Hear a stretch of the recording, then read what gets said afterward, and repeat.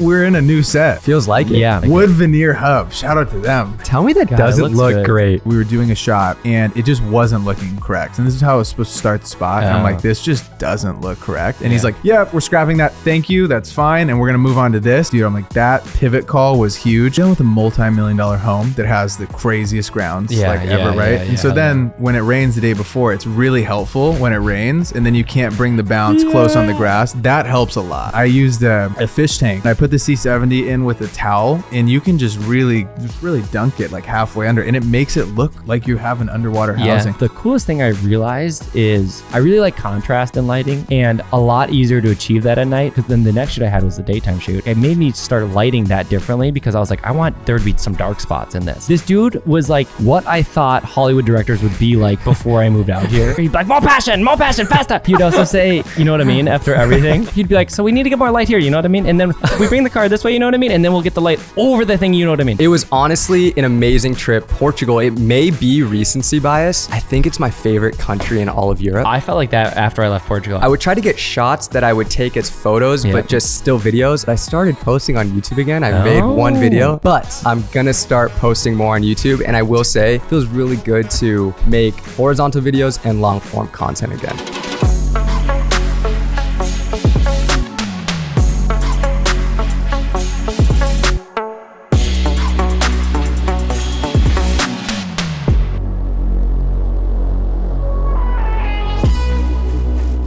Ladies and gentlemen, welcome back to episode 104 of the 505 podcast. This is the one-headed crack presented by Leisure Hydration. I'm feeling hot right now, dude. I won't even lie to you, bro.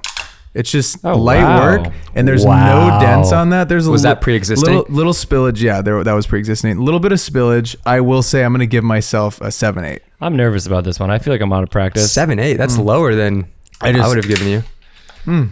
I went for... I feel like you dented the shit out of it. No, but I popped it right back on the... You popped it back. Yeah. You're going to get a 7.1 for the pop back out. Ooh, one of Kosty's better ones. You dented it, baby. 4.8, baby. Good sound, though. 4.8. Ow. Oh. Well, ASMR. Dude, cheers. Cheers, boys. I feel like it's been a minute since we potted together. Is a trio. Yeah. God, it feels good to be back. We made that awesome podcast with Nainoa, just you and I. Brayden fucking rocked. It was really good. I can't even lie. Did you listen to it? Well, I edited it. Right. So I actually listened back a couple times. Yeah, God. It was really good. Good pod. We're in a new set.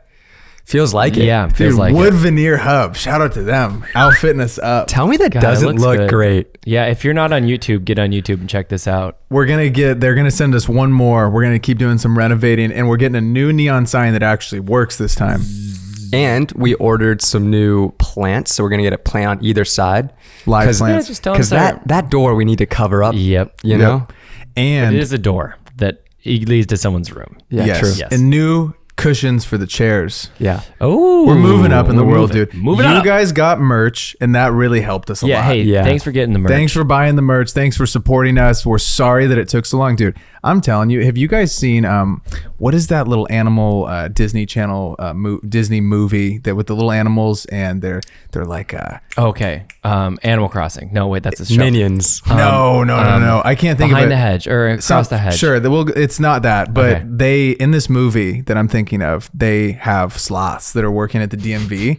And those are the people that are doing our merch design. Yeah. They were printing it. They were printing it. It was absolutely ridiculous. We're sorry. We fired them. Yeah. Nice. So basically, our manufacturer sucks. And the way we went about making the merch is that we didn't make it beforehand because the pod has grown so much that we didn't know how many orders we were going to actually get. And we got a ton. So moving forward, we're basically going to be making them beforehand so that we can just like ship them out right away. And that means though that stock's gonna be limited, dude. Yeah. Which is good news for everybody involved. Limited stock. Yeah, you're gonna have exclusive merch. It's gonna be great. It's cool though, because we're getting DMs and story tags from people who got the merch, and everyone seems excited about really hyped about it. It is high quality, dude. It fires me up. That sweatshirt is really a good sweatshirt. Yeah, we're gonna source a new person to print and all that good stuff. We're gonna source, and it's gonna be great. I'm excited. I can't wait to see a Roc in person. It's yet to happen wearing merch. That's going to be a crazy day. Dude, I don't know if this is douchey to say. I was at Trader Joe's last night. Okay. I put my stuff down. I go, hey, and the guy looks at me, and he looks at me for so long, dude, that I'm like, okay, either this guy watches the podcast, trying to read my hat that I just got, thank you very much, or like fucking hates me. But he just looked at me for like so long and was just like, and I was like, I know, like, you shoot videos, man. I was like so close to saying it, and I was like, I can't, like, I'm such a tool, like, who knows? But he looked like a guy that would make videos, you know, he had that vibe, and he just looked at me like, I've never been looked at like that before. So what was it? And he said, like, you work today, and I was like, maybe that's like a clue in, like, he's like, maybe, and I was like, yeah, I did. I didn't like say anything. I don't know, I never found out. Dude, so I was at the Lakers game the other day, and I'm sitting there like right at the courtside thing, and this guy walks up, he goes, yo, Brayden, super nice to meet you, man. And I'm like, yeah, what's where are we going with this? You know, I didn't realize it was Bo Nix's agent. Oh, and we were in a text message chain. We were in a text chain, so we were chatting. He's like, "Could you get a photo of Bo?" I'm like, "Yeah, no problem." And so I was so confused because he didn't say I'm blah blah blah. He just went, "Brayden, super nice to meet you." And I'm sitting there, I'm like, "Big fan of the pod, huh?" Like, I almost threw that out, and I was like, so what do you do? You know? And he was like, I'm Bo Nix's agent, man. Yeah. I'm like, oh, I'm such an idiot, dude. It is such a funny thing. He didn't have his contact photo. Right. I didn't know. I had no idea. I was so confused. And I've talked to people around the arena before, so I was so confused. It was so funny. That's the funny thing. Not to be just sound so fucking Hollywood, but Lena took me to the Monkey Man little screening at CAA. I want to go that so bad. It was fucking insane, dude. Craziest action movie I've ever seen, without a doubt. Jordan Peele, right? So Jordan Peele produced it. Dev Patel starred, acted, wrote it, everything. There is some stuff that everyone was just going, because it's like gruesome, dude. But it's cool because it's the main character, like the protagonist is the one that's doing like some fucked up shit, but like killing bad guys. But like, it's fucking nuts. But don't ruin this movie, dude. There's not. But there's so many famous people at this thing, and there's also like Lena is like has friends that worked at CAA too that like I might have met. I can't remember, like a party here and there. But then there's also like Shailene Woodley, and I like look at I think it was like Jimmy Yang, you know, the comedian that's in like Silicon Valley. And I was like, I almost feel like I'm like, oh, what's up? Oh, I don't know if I know you or you're famous or like I kind of met you once. You know what I mean? And then I have to like go through my brain process. I almost said hi to so many, just like Chris Pine. What's? Oh, never mind. Fucking yeah, dude, it happens over and over again. I feel like famous people must deal with that all the time because one, they meet so many people, so they're like, do I know you? But you don't know if this person like is a fan, right, or if you've met them before. Right, I'm sure that happens all the goddamn time. I feel like if you yourself personally just act super confident, I would think you're my best buddy. If I was a celebrity, I'd be like, oh, dude, this Chase guy, I must know this guy. I will say, when I met Will Smith, I was like, what's up? And he's like, what's up, dog? And he gave me a hug and just kept walking. And I was like, god damn, I didn't even get to say my name or anything. He just probably thought I was like working on whatever, something. Anyways, dude, speaking of working. Yeah, dude, I've been working on some fun stuff. Dude, fun stuff. And this new video that I just made, okay? Guess what song I used? I would guess, if I were to guess, it's either an old Ye song or Artlist IO. It's Artlist IO, nice, dude. Better choice, Artlist IO, dude. And what's really cool about Artlist IO, okay, if you use our little code down below, and I use their song for these spots, they ran so much money of ads behind them. You don't have to pay anything extra. It's just part of the deal with them. So what? Yeah, so you buy a subscription for the year, you get 2 months for free, and if their company runs ads with it, that's all covered. All that good stuff's covered. And so that's crazy. Quick question, what was the brand that you were shooting for? The brand is Nike Swim. Nice, heard of it. Yeah, it was really cool. It was the first time that I've ever, like in college, right, with Oregon, a lot of our stuff would get reshared to Nike, but it's not like they're paying me money to do the damn thing. Feels different. Feels different, yeah. It felt really good. It was really exciting. And the craziest part about the spot, though, that we did was I actually wasn't even like hired for video. Nice. So we were hired to do photo, and I was like, you know what, this is and you're kind of just like producing this. Yeah, we're producing all the photos, and I'm like, we're gonna have a lot of time at this house. We should use it. We should use it for video too, which was so hard to do photo and video together. Terrible, dude. Every shoot that I've ever been on, social, bigger budget, whatever, and you're doing photo and video simultaneously, and you need the talent for both. It's so tricky. So tricky to balance. Like, okay, you have them from 3 to 3:15, and then photos are going to pop in and do 5 stills, and you're going to move the lights, and it's very tricky to do both. And it's something I'm still learning through. Takes a really good, you need like a really good like AD. You got to plan out like, okay, the lights are going to be set up like this. You actually have to get this photo then because they're going to shoot this. You know what I mean? Something that does help though when you are doing photo and video is choosing the song before you actually go to film. Oh, it helped me so much. So I had, and when you do this, right, I don't ever, for the most part anymore, ever have the client tell me I want to change the song. Ever. Right. Ever. Music taste is just that good. It's just that good. It's just that good because you send it to them beforehand, and if they hate it, you change it again. So then you're not pissed off like, oh, I just edited this whole video. And if you're a client and you for some reason found this podcast, it's the biggest pain in the ass to do the entire thing and then say, hey, I want to change it. Right. It makes you just want to drink bleach. So Totally. it's like, it because just ruins people it. think that you can just change the song, No. but you don't realize that as You gotta cut as an the whole editor, thing you're cutting to differently. the beat of the song. Yeah, the whole entire thing is ruined and you have to redo it. And so then it takes so much time back. So if you can send it to them beforehand and they say, hey, like this or like this vibe, find us 5 more to like pick from, then everything's dialed, right? All Artlist.io songs, then you're good to go. You're locked in. Well, the other thing that's nice about that is that they want more of that vibe too. You just go similar songs on Artlist. Bang, dude. Yeah, and so you find these songs and I've been playing them in my car 24/7, dude. When I'm driving, I'm just visualizing, right? I'm just I'm locked in, dude. I'm locked Not in. Not even focusing on the road. No, just locked in, eyes closed, Tesla's driving itself. Yeah. Dude, oh wait, they updated the self-driving in the Tesla. I want to say, right, personally, okay, I think that I'm like Max Verstappen on the road. And I stand by that. I really do. I think I could go I've up. seen it. I think I could go up with the best F1 drivers and hold my own. And like a B level team, B minus, I might be there, you know? Tesla self-driving is like my 89-year-old grandma driving the car. Oh, I bet. And it is so slow, dude. I tried to do it today. And the thing's like, I'm going to change lanes. And it's like, Dangerous to change lanes terrible. like that. Terrible, dude. I like a terrible. really strong flick. If I'm changing lanes, it's no, yes. and then I'm in that lane, dude. Dude, I will say, I think That's how I merge, bro. I think in an alternate universe, Brayden became an F1 driver, and me and Chase are filming him and using an Artlist song in our recap video. I actually own the team. Okay. You own the team. I'm the rich guy that owns the team. Nice. And I'm telling you, we got to use Artlist though because they're the best, Dude. Anyways, so this shoot, you got photos, you got videos, you got a lot going on. Yeah. But I will say real quick before we Sure. move on, use the link in our description below. You get 2 months free with Artlist. It is the best. It is the best. I mean, I use it for everything. Yeah. Every time. Seriously, 100%. What do you got for me? I was just wondering, fucking, what you learned on this shoot.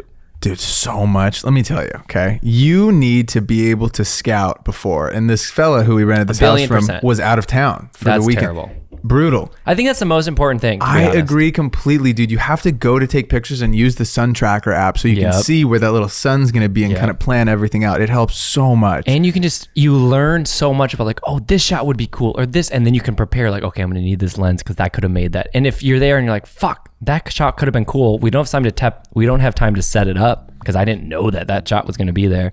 Like scouting is so important. Yeah, and I think just time, you got to realize that setting stuff up, especially when you have a lean, mean crew, it takes so much more time than you think. And especially when you have someone that's like not a lighting person or not a gaffer and they're trying to help you, you're running on 110% and the other person's running on like, hey, I don't know, where the fuck does this thing go? And it's like, oh, and you're like, that's just second nature to me now. But like, they don't know. They're not a lighting person. So accounting for that time to set up and whatnot just takes, oh my God, it takes so much time. And then you're running late and then you're missing shots because of that. And the other thing I think that was really important that we talked through as a team, I had Kyle, Reef, and Hayden help me with this. And they all brought something completely different to the table. And we were all doing like 17 things each. Kyle, I remember we were doing a shot and it just wasn't looking correct. I was like, damn, this sucks. And this is how I was supposed to start the spot. And I'm like, this just doesn't look correct. And he's like, yeah, we're scrapping that. Thank you. That's fine. And we're going to move on to this. And I was like, that was after we were just chatting. Cause we always, whenever I do a shoot, I do like a post meeting over dinner or something. We'll like chat what went well, what went bad.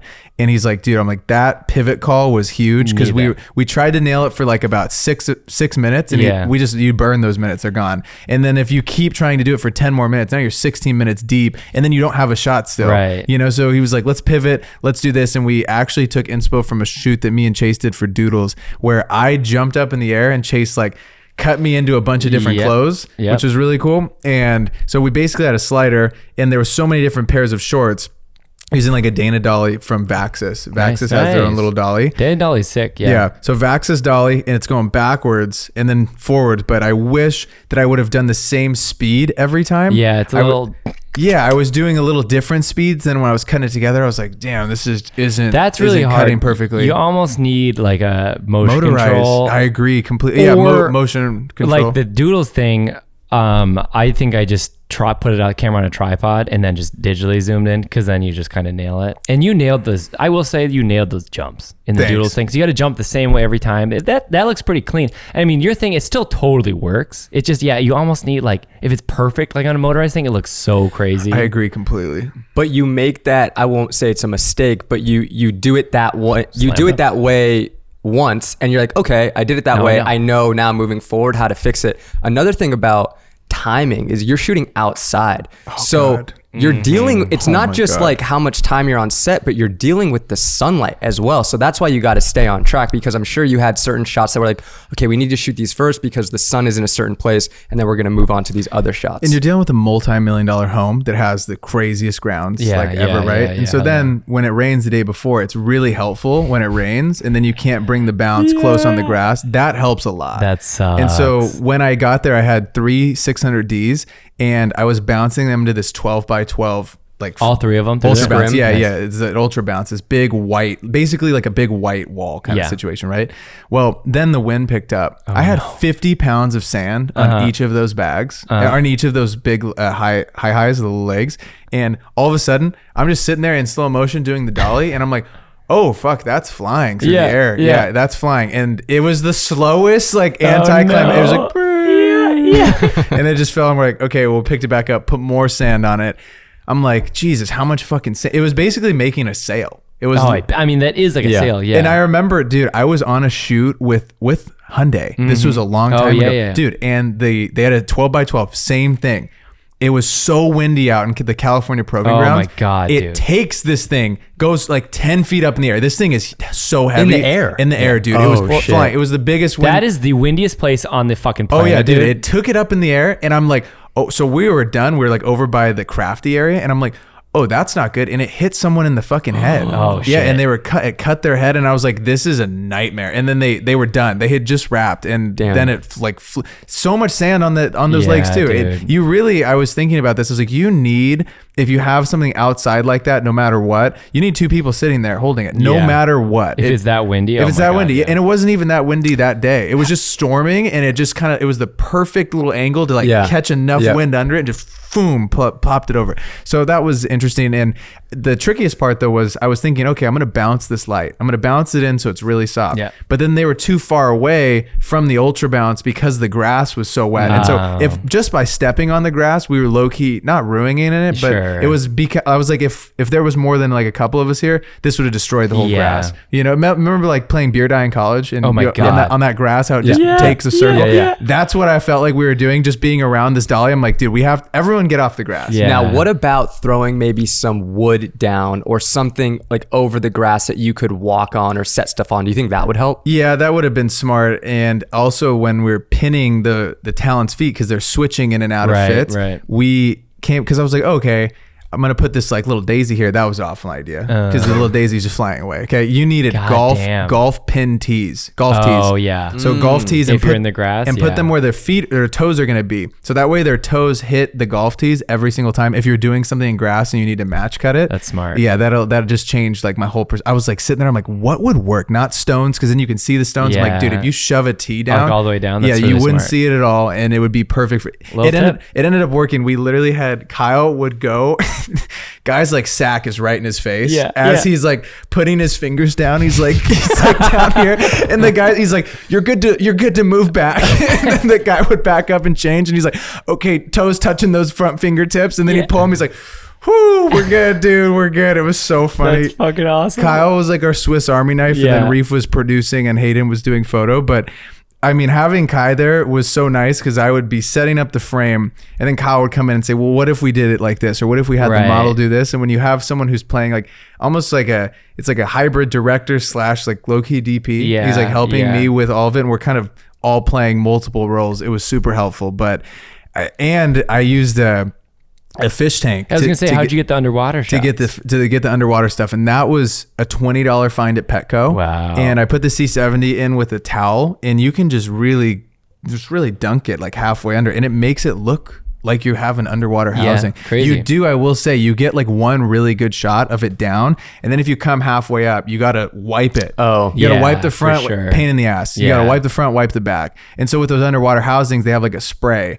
that makes it just glide right off. Yeah. And so I wished I would have had like a spray to make it. I didn't think of the spray. You're doing another one though, and you're gonna get some underwater housing. Yeah, we found a guy on ShareGrid who has an underwater housing, right? Nice. And he's like, yo, dude, this guy shoots. So are you like renting him kind of? Well, then he was like, we're like, hey, can we rent your rig? He goes, I would love to help. He's like, he hurt his back recently, and he's like, I can't be in the water, but my assistant will be in the water. And he's like, we'll set up underwater strobes. I'm like, underwater strobes, dude? This is gonna look insane. Yeah. Dude, you won't believe this. So I went and got a clothing rack that I found that floats to the bottom of the pool. We're gonna have like the models underwater looking through the clothes. So it's gonna be like a 6-second little social piece that people can run ads That's with. cool. And so we put rocks in the pockets because you have to weight them down. Then I got clear, super ultra fine fishing line with a safety pin to the bottom of the shorts to tug them so they're tight. So then the models are gonna be able to go down there. They're not going to have to open their eyes, but I'm going to have to like guide them to grab it. And they're just going to be like holding it, looking at it. Yeah, could you imagine? Well, it'll look weird if you see their eyes. We're going to see from the back. Yeah. So you'll see from the back, there's going to be like 10 of these different shorts on this clothing rack. And I thought that was kind of a cool shot. And they're going to like push them across. Kyle came up with that idea. Yeah. That's really, dude, it's fun because if you do more of these and shit, like shooting underwater, similar like when I was learning how to shoot cars, it's like so technical and there's so many like specific things to that. And just like shooting underwater, like you're going to learn so much about just fucking underwater shit, which is really fun. All I could think about the whole time when I was shooting with the fish tank, I'm like, I need a bounce cart, dude. Yeah, I need someone you need scoobing. more light down there. I need someone scoobing and bouncing the sun right onto them. Totally. And he's like, oh, I don't. He's like, dude, that's rookie shit. I got strobes, dude. They're gonna go underwater. Underwater light is probably huge. He said we were gonna get a crate and zip tie it together and have this crate be his table underwater. I was like, this is unbelievable. This guy's crazy. Oh no, this hack. This is legit. Yeah. Like I saw his photos. He's like, I'm just gonna live down there. He's 5 feet away from a great white shark, and its teeth are just like,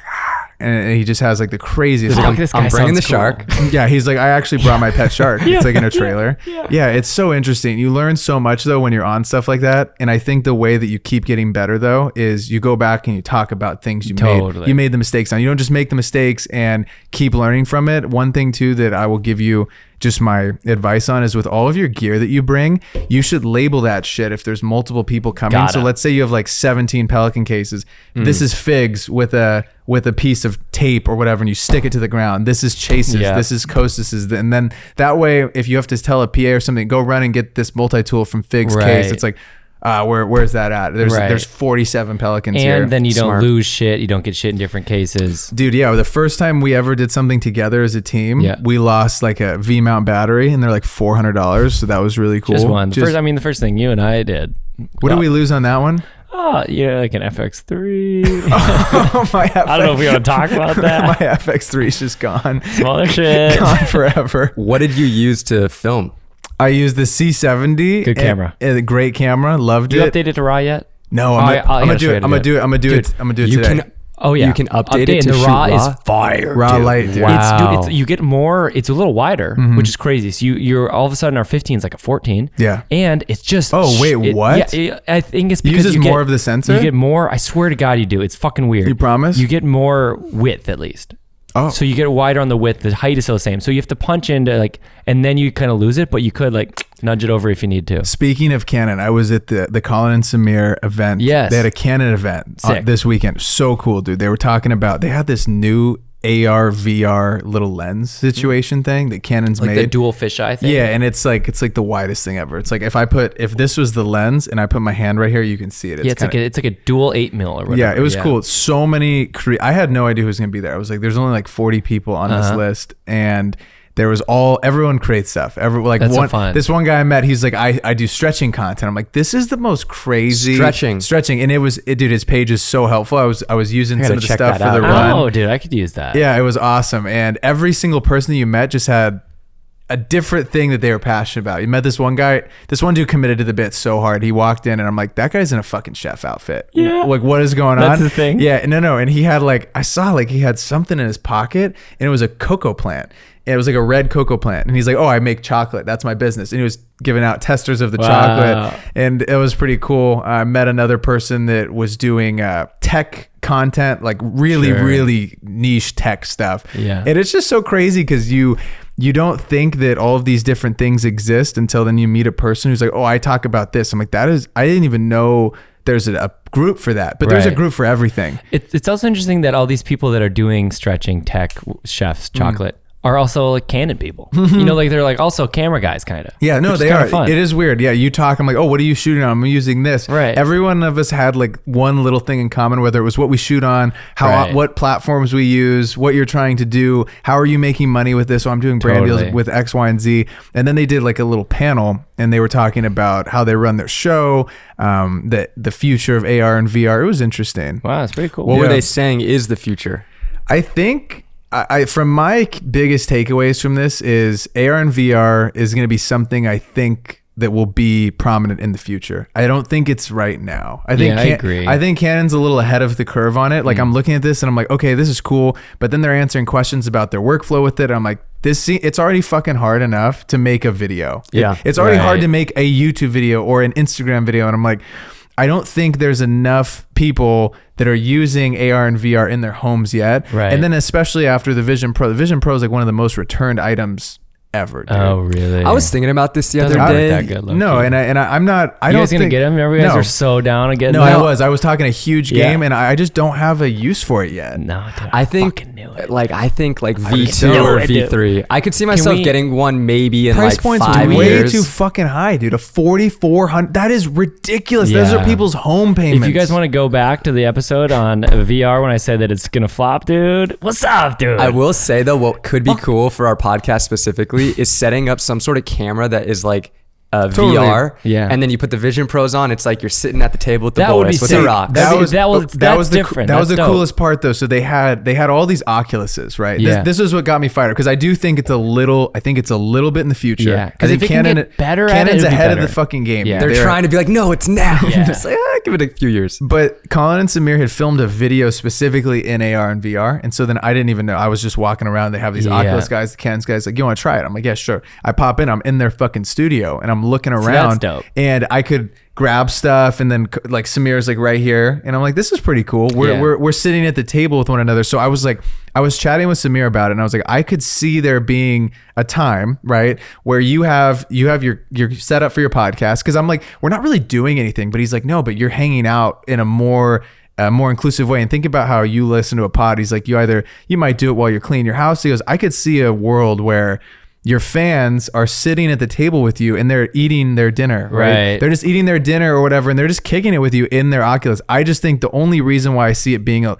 year away or something is because the price point on these needs to go down. Yeah. Mm-hmm. Price point needs to go down. And it's like, remember back when Steve Jobs was like, everyone's going to have a home computer, and people are like, absolutely not. Totally. No one's having a home computer. I think it's a situation like that where I'm like, this could totally be a thing, because I'm sitting there and I was just sitting on the little couch and I'm like, this is cool. Like, this is a fun way to watch your guys' pod and sit here. I'm looking around. I can see the fucking lights in their studio, which you can't see. And you can see all the Canon cameras. You can see their C70s. You can see their producer. He's like, you're doing great, sweetie. Like in the corner. It's just cool. And it's interesting. And it got me thinking a ton about where we're headed and where content creation could go. And people were like, well, are we going to use it right now? And the Canon rep had an interesting statement. He's like, it's just a tool. He's like, whether you use it or not, whatever. He's like, but this is just a tool that if you want to connect deeper with your audience, I think it'd be something that I would look into. And I was like, I think that is where, that's a great statement regarding AR and VR at this specific moment. And how was the Oculus versus the Vision Pro? They didn't just after trying it, the Oculus just feels cheap. It just feels cheap. But I will say it's way more comfortable to wear. Dude, that Vision Pro is heavy as fuck on your face. Heavy. So heavy. For me, it's just like, what are we gonna like? I just don't feel like I do agree that probably it will be in homes. I always thought it would just be like, I'll just be like a couple in the office or something, because I just don't feel like the use case. I'm like, what are you gonna scroll Reddit with your fucking Clunkmaster 3000 on your face? You know what I mean? Like, there's no point. And we were saying, just like a few of us that were chatting, I'm like, it's interesting because does it take away from us like living Like just totally. living and being in the moment and like what it takes to be human. But then I'm over here thinking, I'm like, on this convo, this is one of the last things I'll say is when we were playing COD, right? During the pandemic, God, fun. best time of my life. Yeah, best time of my life playing COD in the pandemic was so fun. The idea of being connected with your boys or with your homegirls during that period of time and thinking about, oh shit, what if we were on these little, what if we're on these little head things though? And I was like, we're all on a couch and we're playing together. Yeah. I was like, that's fun. Right. So I'm like, I see cases where this can be a thing and can be in our society. I just don't know if it's today. Yeah. But it was really cool. It was a very eye-opening conversation. Dude, they're just the nicest guys. They did a Q&A for like forever, and they had a really funny guy that was doing their it was like you two or Colin and Samir, and then there's another guy, mediator guy. Yeah. He was so fucking funny. He was doing funny bits like the whole time. Oh, that's great. It was hilarious. It was a great event. I'm hyped that they allowed me to come. It's cool that you've connected with them. Yeah, they've been huge inspirations for us. Yeah, huge inspirations for the show. We draw a lot from them. I was just listening to their pod yesterday on my run.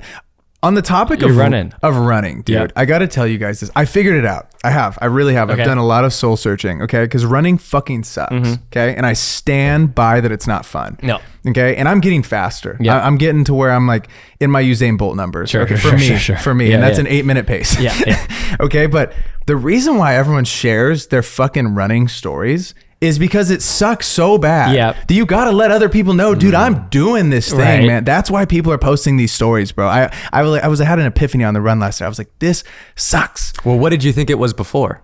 I don't know. I didn't know. Like self-indulgence. Just like, look how fucking fast I am, dude. I'm fast. I'm doing this and you're asleep. I don't know. I don't know if they're wanting to.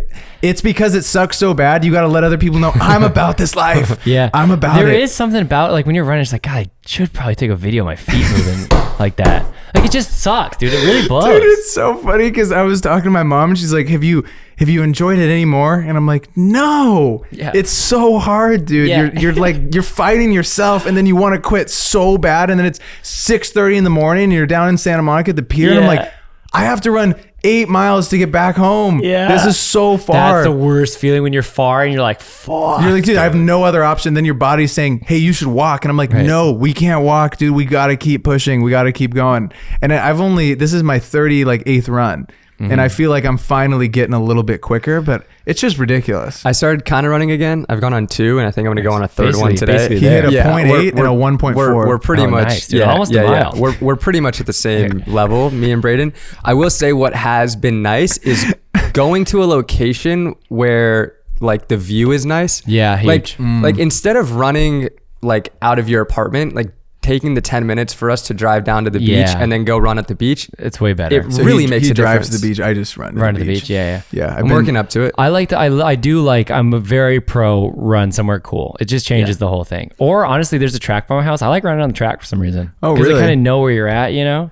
It's not something, you know? It's kind of funny because then you look at your map and it's just a circle. It's really just thick. A bunch of squiggly lines. Yeah. It's interesting, dude. You also were shooting something really cool this last week. I wanted to be there so bad. God, dude, I was bugging him the whole shoot, dude. He really was. It was pretty fun. Dude, Brayden, I got to work. So it was like 11. It was like midnight, and I was like, "Hey, so what's the update? What lenses are you guys using?" It was crazy because it was one of those things where it was 3 night shoots in a row. Scheduled. I mean, we broke early a couple times, but barely. Not the first night. Fucking like we get there at 6 p.m. You have like dinner kind of with the team, watch the sun kind of set as you like set up lights, and then we'd basically work until the sun rose, which is like 6 a.m. I have a question. Yeah. Do you have to work like from like 8 a.m. to 6 p.m. So not like a the normal next, day? It was weekend shoots, which also sucked. But you can't shut down downtown LA at night on the weekday. So you have to do it on the weekend because of businesses and everything. So we had to do it on the weekend. The hardest shoot day was the Friday though, because I did like work in the day. I had like other shit I had to get done. And then I'm like, fuck, I gotta go to this fucking shoot. Take a little nap. I don't think I did even. So you're up like close to 24 hours. But the weird thing I realized is that when I was like, cause I get really tired, you know, come 11:30, whatever, normally. But like being like, all right, I gotta go work. And then like just being in that mindset, it just felt different. Like night didn't feel like night, it just felt like dark. Did you just drink caffeine or no? I had a lot of caffeine, but also it was like your shoot. I had so much to fucking get done. And I was just thinking, I was like excited about what I was getting. And so like, I didn't feel tired until we were like, all right, we wrapped it. And then I'm like, oh fuck, I'm tired. And what time was it at? I think we wrapped the first night at like 5:45 maybe. And what time did you go to bed and then what time did you wake up? So then I'm just driving home in witching hour. You know, it's just the sun's coming up and I'm like, fuck. Like, cause I just want to get home before the sun rose so bad. Cause it's just confusing. It's hard to go to bed when the sun's your up. body's all confused. Then I would sleep. I could sleep till like, I would sleep at like from like 6:30 a.m. to like 1. If I could sleep till 1, I'd be pumped. And then I would like eat lunch and just be like, fuck, like just a zombie. It was a grind. It was a 3-day grind. But it was cool because lighting. So I rented a shit ton of lights, 2 600Cs and then a 600 or a aperture 60D, just those little ones you can put batteries on, because we had a lot of like bright interior stuff. Those are rad. So just in the car. Yeah. Oh, okay. So we'd have like someone sit in the car and then like because we were doing a lot of stuff, we had to like bring up the light basically. So you can just like crank it. There's like a wheel on the side of those things. You can just really crank it up. Those are sick and they're not that expensive, low key. Love that. So it was really cool. The coolest thing I realized is I really like contrast in lighting. Like I really like some stuff is bright, like really bright. Some stuff is fucking dark, you know? And a lot easier to achieve that at night, obviously, because your background is pitch black basically, except for like some night street lights, which help because you can separate the black with like a little building skyscraper with like a couple office windows. That really helps, you know? But it made me actually change how I wanted to, because then the next shoot I had was the daytime shoot. And I was like, I really want to change, like it made me start lighting that differently, because I was like, I want there to be some dark spots in this. You know what I mean? Like, I'm like, okay, this is bright, but then I was like, all of a sudden I'm using more flags than I am lights, and I'm using like barn doors, because I'm like, okay, I want this part of the thing to feel dark like it was at nighttime, because then you have this beautiful contrast. You can kind of like draw your eye to like the thing that's bright, you know? Using these barn doors. Using barn doors, or just like trying to like flag, like say like the sun's coming this way and be like, we just need like this to be dark. Like just get like a big fucking So black, you'd get like a big negative like, fill, yeah. and that would just cut the sun so it wouldn't come onto the set. Just so like onto there'd the be car. like someone that's bright here. Well, this is actually for like a bottle thing, but like the bottle's bright here. There's like some things that are bright, but then like there's a part of the background that's like fucking really like deeply in shadow. I just feel like it gives you so much more contrast just in general, and then like the shot itself looks a lot cooler. More interesting. So do you feel like you're finding a style that you like to shoot in more? Maybe. I know. I definitely like hard dramatic shit. I mean, all the movies I just want it overly dramatic all the fucking time. And so on a shoot, a shoot like this, yes. Like you're doing the social pooces, and then there's another team that's making like the full blown commercial. Yeah, so there's like it's a very expensive fucking Genesis commercial, 3 nights. So I'm doing all like the B unit stuff, which we still had like talent and stuff. It was just like basically the main difference is we have way less money. And we're making stuff that's vertical, but it's still like, you know, it's like some of it's like a minute long and it's like pretty involved shit. And you have separate talent for your stuff? Yes, we have our own talent. We had, unfortunately, it was me, a photographer and we didn't have a gaffer. So him and I were just like, all right, your turn. And I'd be like doing the fucking lights. That's fun though. It was kind of fun. We were kind of buddies in crime. Like we were in it. Marty? Yeah, Marty was doing it. Marty was like, dude, he's so fucking funny. First of all, I've heard lots of stories of this Marty. For one, because we're shooting downtown LA, which is not a nice place, especially at 4 a.m. And we were talking on the tech scout. I'm like, my biggest concern is that we're going to run out of power. So I ended up getting like 3 huge generators. And he's like, he's Scottish as fuck. He's like, my biggest concern is getting butt fucked and stabbed in the back. He's like, and then power. And I'm like, you're actually 100% right. So we were like shooting. So at some point we were shooting and I was like looking behind him like, fuck, I hope he doesn't get stabbed, you know, and like vice versa. In downtown LA at 4 in the morning. Yeah. We had enough people around. It wasn't that scary, but like we had someone get groped, like an AD got groped. Like from a homeless guy? Just the people are, I mean, it's crazy down there. Well, dude, that's it's like a war zone. That hour, dude, yeah. nothing good happens past midnight. No, That's you can't what stop Brenda anything. used to say. Dude, it's really true. But so the main unit, the DP was Rodrigo Prado, who shot Killers of the Flower Moon and Barbie last year. I mean, he shot Wolf of Wall Street. He shot like all the biggest movies. Then you have the director who he shot the Sony Bravia spot where all like the bouncing balls are coming down San Francisco, and it's like that really slow song. This dude was like what I thought Hollywood directors would be like before I moved out here. Like just like pure, he'd be like, more passion, faster. And he also say, you know what I mean, after everything, which I love. So he would be like that. Dude, he'd be like, so we need to get more light here, you know what I mean? And then we bring the car this way, you know what I mean? And then we'll get the light over the thing, you know what I mean? And dude, I fucking loved it. And he invented this thing for the car. I think I can share this. Well, we'll find out. He invented this thing for the car where it's attached to the car. It rigs up. It's a moving LED panel that had moving like LED lights scanning across the top of the car that's built onto the car as it could drive. So car's driving with like crazy lights moving over the top, and then they just VFX it out. And someone was like, "Holy shit, it's working!" And he goes, "Wouldn't invent something I knew wouldn't work." You know what I mean? And I was like, "Fuck yeah, dude!" This guy was the coolest. Like, it was 4 a.m. and he had so much energy, and I was like, I am revitalized. Like, shoot my shit now. Just like watching him direct these scenes. Oh my god, it's cool. It was all like spotlighty. It's very, very dope. So, what did you learn from seeing someone who's won Oscars, who's worked on the biggest sets ever? What did they bring to the table? The biggest thing I would say is that there's no limit to their imagination on what they can fucking do. Like, there's these shots where they were like, we're going to have 100 lamps on dimmers going off all at different times. And I'm like, that's insane. Like, that is such an insane thing to see a lamp store and be like, let's get more lamps and have one person on each lamp dimming them individually at the different times. Like, they had 100 people dimming 100 lamps? Well, they actually set it up through a computer that like could do it all in like one. But like each individual lamp was set up on a dimmer. It just fucking And then nuts. it was like bing, bing, bing, bing, bing. Yeah, bing, it looks so cool. You'll see the spot. But like, and then they had like, they set up like different intersections that like they controlled like the movement of the traffic lights so they could like follow the car. Like, and it's just like, you never think to even, you'd be like, this is so crazy that like, you would never even say it out loud to like, oh, let's do this.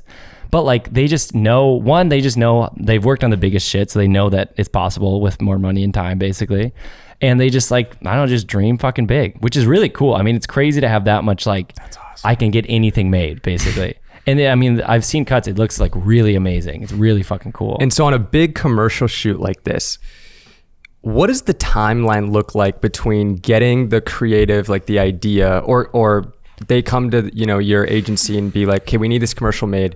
What does the timeline on like production or pre-production look like, then production, and then how long does it take to like edit and then finally come out? Right. Super fast. It's like, the client is like, we're coming out with a new version of this car or whatever. And then the creators at the agency jam on like some ideas, and then they go out to directors, and the directors like look at their ideas and then like pitch them like a treatment of like, okay, this is how we'd really make it dope. And like other ideas, like they kind of have the agency has a general concept. The directors like make it more specific and like, we'll have this on the car and it'll look crazy. Then they pick one, then they fucking shoot it. It's all like really fast turnaround. And then, I mean, the broadcast spot and myself have been editing the stuff we shot like since the day it wrapped. And like, I mean, I have to get stuff out like end of day, basically. What's really cool about it's crazy, like shooting, some stuff. I feel like what's really cool about shooting cars, it's like if you're working with Genesis has, you know, a certain amount of models. And like every year they come out with a new version of each model. So it's like, you're always going to be shooting like, what, 4 to 8 to 10 spots guaranteed every year? Yeah, which is really, I mean, that's why people like, a lot of directors like to work at automotive because of that. It's almost like a retainer because they're just always going to come out with new stuff. The other thing is most directors and DPs get paid per shoot day. Most commercials are 1 shoot day. Automotive is like always like 3 or 4 because it's just, there's so much to get done. There's like, they get like extra stuff for like that they can use of just the car driving for like a separate spot later. So you just make more money that way because you pre-pro for months where you're not making any money, and then just to have 1 shoot day, you know, you make 1/4 of the money if you had 4. True. Wow. Yeah. It's like those big campaigns, you just make more money. That's cool. Dude, it's really cool. I mean, just so much lighting, playing with lights. Like, it was cool too. I had a little bit of time. Like, we did a test shoot, so I knew kind of where I wanted to put the lights, but like, it's just cool when you have everything black and then you're like, okay, how am I going to illuminate the car, but also make it cool? I usually like car, just like shoot a light across the side of it, not like at it, but like almost parallel to it. So you just get the outline of a line, you know? With a spotlight?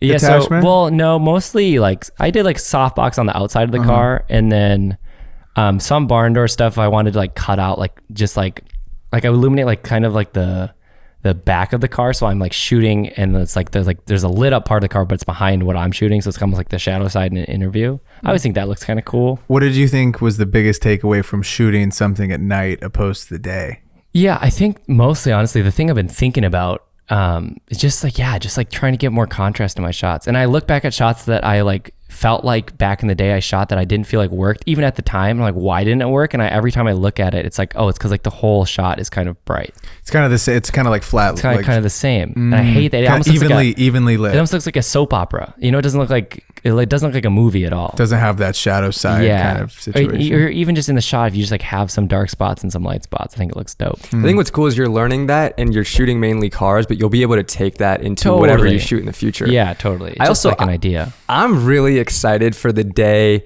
where you are that like the main DP or director on these dude. like That's my huge dream. productions. And I want to be just like that fucking guy, just yelling so loud, so excited. And like he was like us. We're like, you know, when we get a shot, we're like, fuck yeah. Most directors I've ever worked with, like real like big directors, are so like subtle and like they're like understated kind of, which I respect, but I'm not like that. Yeah. And it's cool to see a guy get the shot and be like, fuck yeah, you know, like it was so dope. Like it made everyone super excited. Fired to, up like, the work whole on the crowd. Point to stuff. the DP, Jim. Good shit. Yeah, Let's no, seriously, fucking go. like he was like the whole time. That's awesome. The other Fires thing that everybody was up. interesting is Rodrigo, and I won't share like his trade secrets or anything, but a lot of checking on the phone. He'd be like, what about this shot? And like would look at his phone like so much. Oh wow. Yeah. Which is kind of cool. So like he had like a fancy app that like it had focal lengths. I think it's like CAD Rage. I think I have that. Yeah, and he would like think about a shot and he'd just bring his phone over there because I mean it's so easy. And I'm like, wow, you know, just doing a lot of phone stuff. And then he'd get like the shot set up. But Speaking of funny things directors say, I was shooting BTS for this like country music artist, and the director was so funny. It was we were dealing with a cowgirl. It was obviously that kind of shoot, and he was just like, yeah, so we're just gonna get this chick just fucking nuking on this horse, and he kept using the term nuking. He's like, we just need it really authentic, man. We gotta just get her fucking nuking on this horse. And I'm like, I've never heard that term used like he's that. talking like hauling ass. Yeah. She's just like, we're just gonna get her, just track, and she's just gonna be nuking. just nuking, you know what I mean? You know what I mean? So you can start using that if you want. That's a fun You one. know what I Get mean? the car fucking nuking. I really like that. That's fun. Yeah. I feel like Makes it sense. plays totally with cars. Totally That's plays. so funny. Well, I'm glad it went well. Yeah, it went dude. well, dude. And you're finally back. I Yeah, know. Kosty. I'm back, and I'm also not sick anymore. So I was in Portugal, and the week after, I was living on the toilet, a little bit TMI, I've been but I there. got a I've been crazy stomach flu, and it was miserable. But then I was thinking about how on the flight home, I was like sick, and I was kind of feeling it in my stomach. But I was good. Like I didn't have to use the bathroom. And then it hit the day after. And I mean, it was like every 30 minutes on the dot. And I was thinking about, I've never had a travel day where like I got sick, and that would be sucks. That'd be the worst. Yeah, That'd be the that's worst. That would brutal. cap it off. Yeah. I don't think I've had a bad one where I'm like puking on the plane or pooping on. I mean, I pooped on the plane for sure. Yeah. Anyways, But anyways, I went to Portugal for Hell 10 yeah, you days did, with dude. my fam, and it it was was dope. It was honestly an amazing trip. Portugal, it may be recency bias. I think it's my favorite country in all of Europe. I felt like that after I left Portugal. We talked about I said this. that out loud. Yeah. Yeah. It's just dope, dude. So it's just like the culture. I mean, really I feel like every country in Europe has like a very unique culture to it, but Portugal was just incredible. The food was incredible. People are so nice. It's also, compared to other countries in Europe, extremely cheap. Yeah. For example, we went out to a very nice, my dad was there working for like the first half. So me and my sister were just exploring, and we went out to like a pretty nice restaurant. So for example, we got 2 glasses of wine each, an appetizer, 2 entrees, and dessert. Big spender. Yeah. Big spender. It was €88 total, which is probably about like $95 or $100. Right. You go out to that same dinner, that same caliber of restaurant here in LA. Oh, yeah. Screwed, dude. It's a 250. 200, 250 at Yeah. least. Like each glass of wine was only $6. Right, that's which so is rad. crazy. Do they not tip in Europe? I don't really think I so. remember when I was there, actually in Portugal, I had a meal. It was like not like a nice place, but I still had like steak, fries, Yeah. fucking a glass of wine each, and it was like €16 for all that for both of us. And then I gave the guy just like a €20 bill, and then he was like, "Going to get change?" I was like, "No, you can keep it." And he was like so touched. He was like, "Thank you so much." Like he like touched his hand to his heart, and then shook my hand. Dude, you know? these So Americans, I don't they're think they tip. tipping. Yeah. Americans, they're tipping, man. Let's Yeah, go. I know, but let's not tip no more. yeah, Sick of totally. it. Wait, I saw Sebastian Maniscalco TikTok, and he goes, had to pay a COVID fee at dinner last night. He asked the waiter, What? what's the COVID fee? He goes, oh yeah, we got to wipe down the menus. He goes, I'm paying you $3 to Yeah. wipe down the menu? Get the fuck Dude, out it's of crazy. All the little fees restaurants are putting on nowadays are nuts. That's dude. I hate ridiculous. it. Total ridiculous. But anyway, so Portugal is really cool. I went to Lisbon. We were in Lisbon, and then Porto. Lisbon was incredible. Porto, I was like not as much of a fan of. It was still Yeah. cool. It just, something about Lisbon was incredible. It's really hilly, which is it makes you really sweaty when you're walking around. But the architecture, every building is painted like this. It's either yellow, like salmon red, or like green or blue. Dope. And it is just awesome. I had such a blast just walking around taking photos. We did get a little boned by weather. And then I got boned with weather in Japan. So I've learned a little bit about how I like to travel. So a couple things. Weather really affects your trip. Totally. If it's raining, it's just not the same experience. Just don't go. Exactly. If it's raining, just cancel. I will say, I'm someone who, if I'm traveling, especially out of the country, I want to try really good restaurants and do my research on ones that are really good. And some people just don't care about the food when they travel. So when you travel, I think it's important to be on the same page with people of like, okay, are we going to go about this? Like, are we going to go out and go to like nice restaurants or find like those hidden gems of like hole in the walls? That's really important to me. And I just can't really vibe with people who don't really care about the cuisine. If you're going out of the country, his sister is what he's trying to do. No, she was down. She was not down. With someone. No, honestly, like I will say, like my sister was super about it. Like we would do a lot of research, and also TikTok's really great for traveling, finding like the restaurant. For sure. But some of the people that I was with in Japan, they didn't really care. And I was like, nah, like let's try Especially to find when you're like in Japan. Exactly. You know? I'm like, if we're in Japan, Best let's go sushi, find the best ramen. sushi or best ramen. Yeah. So that was one thing. I also don't like traveling with big groups. No, it just slows everything down. That's another thing I learned. Can't do it. As far as food goes, it can really bring people together. I learned that. Like, food brings people together. Never heard that before. No. Put it on a post. It is no, hold on. Dude. It's cliche, but I will say, like, you go out to a restaurant and you have a great meal and great conversation. It's one of my favorite things in the world to do. Best, it really is. What else? Oh, okay. So I was using my Fujifilm X100 and I used it a lot in Japan, and I used it every single day in Portugal. And it is by far my favorite camera I've used. Wow. And you've heard the saying, like, the best camera is the one that you have on you. And I totally think that's true.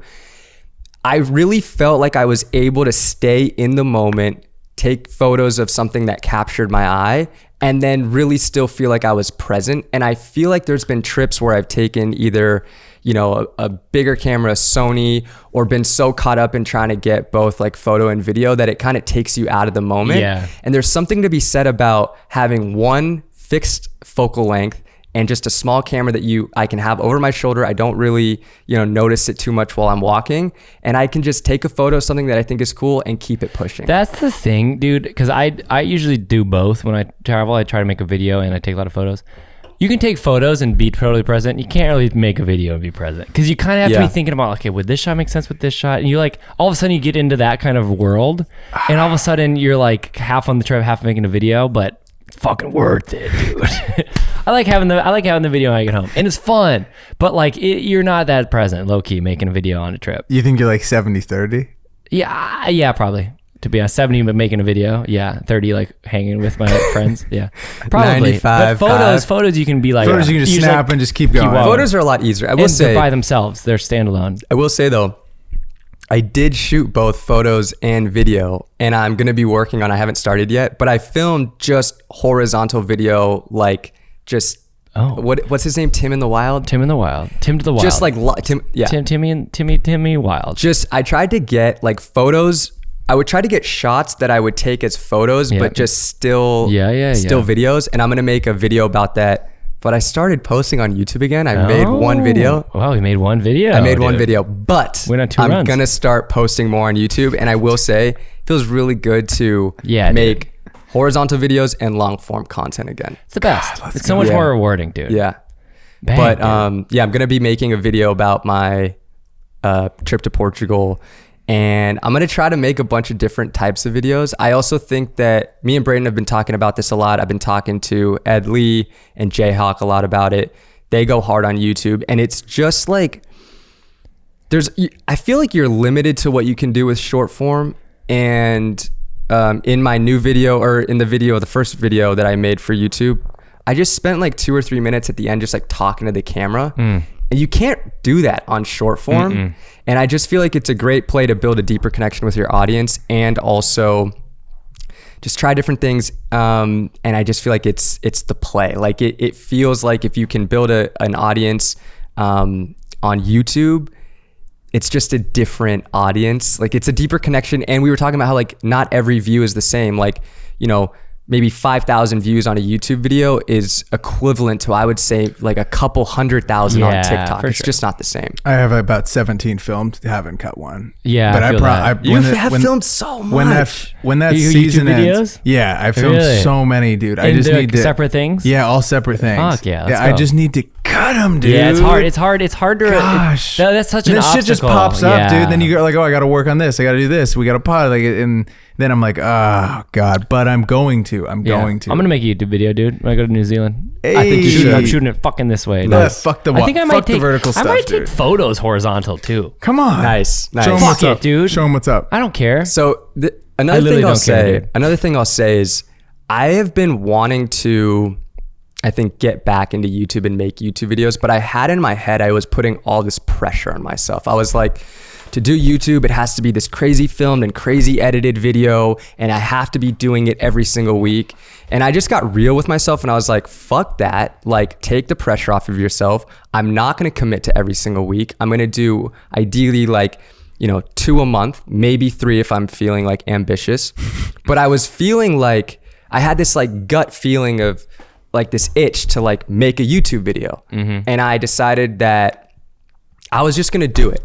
And I think that we got to, yeah. Gene, put it on a poster. But I feel like we got to do that more. If you have if you're feeling like you're being pulled to do something, like act on that feeling immediately instead of telling yourself like, I feel like I want to do this, but maybe I'm, you know, making up excuses for myself of why I can't do it. I feel like just act on it immediately and like go from there. Yeah, dude. I'm hyped that you started making them, man. Yeah, I'm excited. It's gonna be fun. Ladies and gentlemen, thank you so much for tuning in to episode 103 of the 505 Pod. If you're still here, please leave us a like, drop a comment, hit the sub button. We'll see y'all next week. Peace.